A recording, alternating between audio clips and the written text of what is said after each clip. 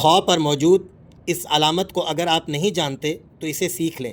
اس کا بنیادی کام حروف کو آپس میں جوڑنا ہوتا ہے۔ یہ خا جس پر یہ علامت موجود ہے، اس کی وجہ سے اس خا کو ہم ساکن کہیں گے، اور ساکن حرف یہ خود سے نہیں پڑھا جاتا بلکہ پچھلے حرف کے ساتھ اسے جوڑ کر پڑھنا ہوتا ہے۔ اس لیے ہم اسے پڑھیں گے نون خا زبر نخ، نون کو آپ خا کے ساتھ جوڑ دیں گے، نون خا زبر نخ۔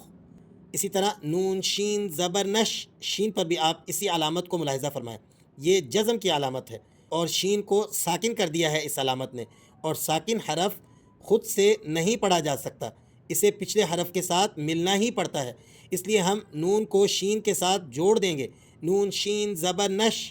ایک بات، دوسری بات یہ جان لیں، ان دونوں لفظوں کا آخری حرف، ان پر جو حرکت ہے یہ دو زبر کی ہے، اور دو زبر کی تنوین پر جب آپ وقف کرتے ہیں تو اسے آپ نے تھوڑا سا لمبا کر کے پڑھنا ہوتا ہے، اس لیے ہم اسے وقف کی حالت میں تھوڑا سا کھینچ کر ادا کریں گے، نخ لا نخ لا نش تو۔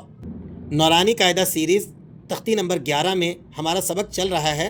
اگر آپ اس سبق کو پورا دیکھنا چاہتے ہیں بلکہ شروع سے نورانی قاعدے کو سیکھ کر پڑھنا چاہتے ہیں تو آپ کو بائیو میں چینل کا لنک مل جائے گا، وہاں سے جا کر آپ چینل پر اپلوڈ شدہ تمام ویڈیوز کو دیکھیں تاکہ نورانی قاعدے کو آپ بنیاد سے سیکھ کر قرآن کریم کی تجوید کو مرحلہ وار ہمارے ساتھ درست کر سکیں۔